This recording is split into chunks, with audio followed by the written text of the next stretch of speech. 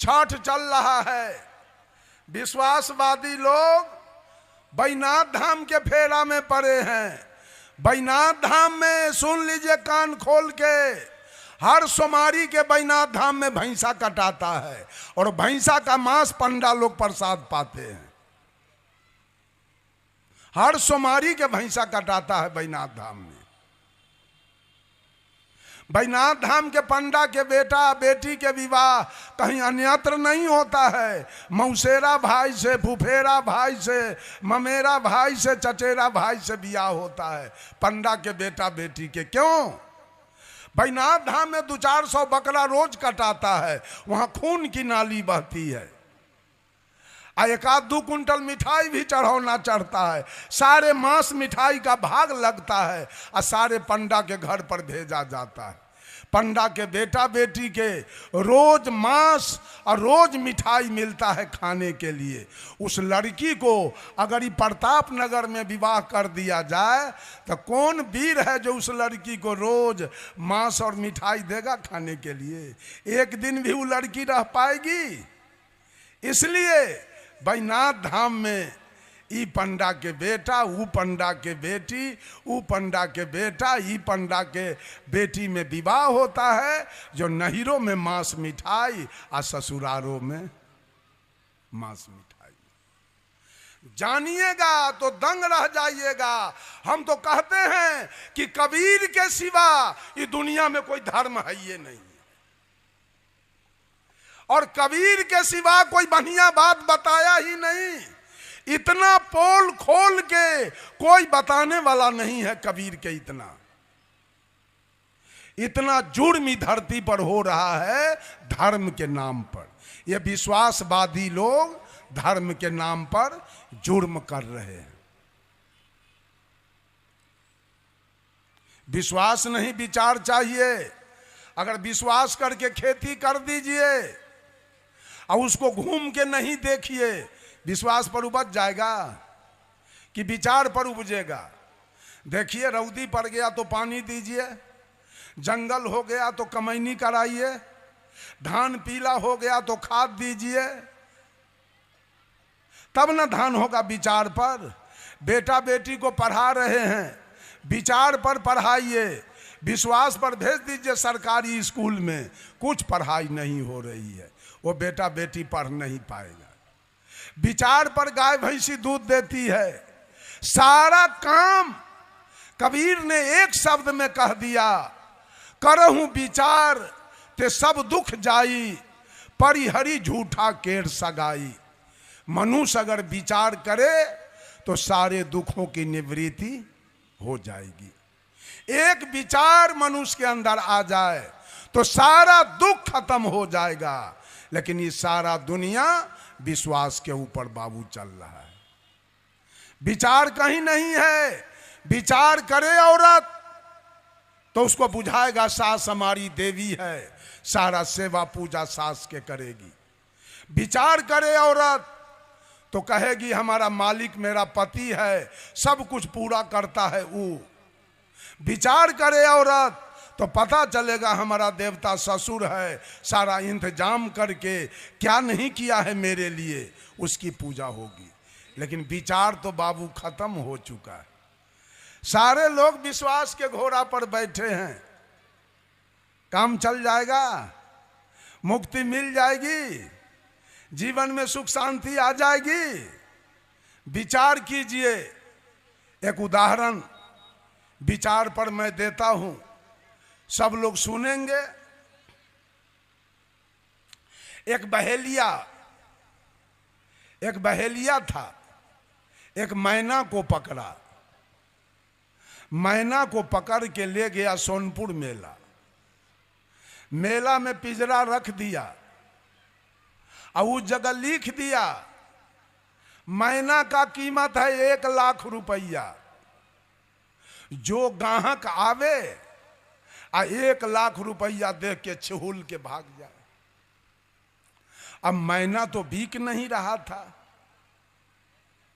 एक सेठ जी गए, अब देखा मैना के सामने लिखा है कीमत 1 लाख रुपया। क्या विशेषता है मैना में? व्याधा से पूछा, ए व्याधा, तुम्हारे मैना में क्या विशेषता है जिसका कीमत रखे हो 1,00,000 रुपया? व्याधा कहा, हुजूर मेरा मैना क्या नहीं जानता है, दुनिया के कौन सा ग्रंथ ऐसा है जिसको हमारा मैना नहीं जानता है, इसलिए इसका कीमत रखे हैं 1,00,000 रुपया। तो सेठ जी के यहां महीना में सत्यनारायण भगवान के कथा हुआ करता था। पंडित जी आते थे, कथा बाँचते थे, आ दक्षिणा लिए, भोजन किए, आ घर गए। सेठ सोचा एक के बेर न 1,00,000 लगेगा, आज जिंदगी भर के दक्षिणा तो हमारा बंद हो जाएगा। मैना जब सब कुछ जान रहा है, इसी से सत्यनारायण भगवान के कथा कहवा लेंगे। अब महीने महीने पंडित को बुलाना हमको नहीं पड़ेगा। जाके मैना से पूछा सेठ, मैना सत्यनारायण भगवान के कथा जानते हो? मैना कहा, इसमें क्या शक है। वेद जानते हो? कहा, इसमें क्या शक है। कहा, बाप रे, तो सब जान रहा है। 1,00,000 रुपया सेठ जी गिन दिया, अब मैना ले लिया और लेके घर आ गए। सेठ जी का अहंकार तो आसमान में लगा हुआ है। मैंने तो बहुत बड़ा काम किया, गांव में डिगडिगिया पिटवा दिया सेठ जी। जो हमारे मैना से सत्संग करेगा, जो जीत जाएगा, उसको आधा राज लिख देंगे, हार जाएगा उसको फांसी पर लटकाएंगे।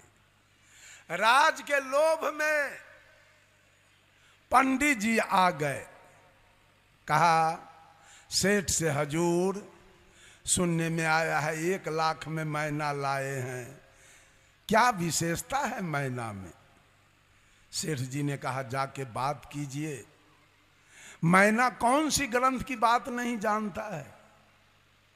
सेठ जी, पंडित जी गए, कहा, मैना उपनिषद जानते हो? मैना कहा, इसमें क्या शक है। शास्त्र जानते हो? इसमें क्या शक है। पंडित जी चुप्पे गलियारी में पार हो गए। हार जाएंगे तो मंगनी में फांसी होगा, यही तो सब जान रहा है। भाग गए। उसके बाद मौलवी साहब आए। कहा, हुजूर सुनने में आया 1,00,000 में मैना लाए हैं, क्या सब विशेषता है आपके मैना में? सेठ जी ने कहा, अरे मैना क्या नहीं जानता है, जाके बात करो। मौलवी गया, कहा, मैना कुरान जानते हो? मैना कहा, इसमें क्या शक है। जब्बूर जानते हो? इसमें क्या शक है। मौलवियों पार हो गया गलियारी होके।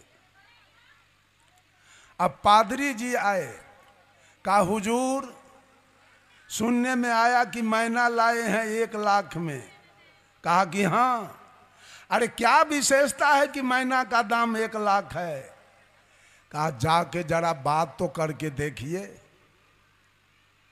पादरी जी गए। कहा, है मैना बाइबिल जानते हो? मैना कहा, इसमें क्या शक है।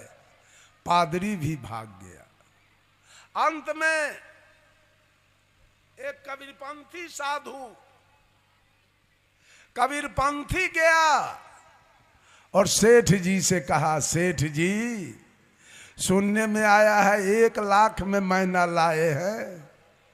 कहा, जी क्या सब जानता है।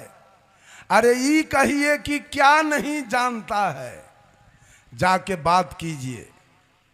कबीरपंथी साधु गया। कहा, मैना बीजक जानते हो? मैना कहा, इसमें क्या शक है। कबीरपंथी साधु विचारी होता है। कहा मैना बीजक जानते हो? कहा इसमें क्या शक है? तो कबीरपंथी साधु कहा बीजक के 4 गो रमैनी हमको सुना दो। तो मैना क्या कहता है, इसमें क्या शक है? कबीरपंथी साधु पकड़ लिया कि मैना इतने पढ़वे किया है, इसके आगे अब इसको कोई जानकारी नहीं है। कबीरपंथी साधु कहा मैना तुमको शक हो चाहे नहीं हो, हमको पूरा शक है कि तू इतना ही पढ़े हो, तुम कुछ नहीं जानते हो। तो मैना कहा इसमें क्या शक है? पकड़ा गया मैना। कबीरपंथी साधु राजा से, सेठ से जाके कह दिया हुजूर आपका मैना कुछ नहीं जानता है। सेठ का चेहरा तो काला पड़ गया। 1 लाख रुपया का सवाल है। कहा मेरा मैना कुछ नहीं जानता है। कहा कुछ नहीं, जाके बात कर लीजिए। सेठ आया, कहा मैना तुम कुछ नहीं जानते हो? तो मैना कहा इसमें क्या शक है? तो सेठ कहा इसका मतलब है कि 1 लाख रुपया हमारा डूब गया। तो मैना कहा इसमें क्या शक है? ए विश्वासवादियों, अंत में रोना पड़ेगा, कुछ मिलेगा नहीं अंत में।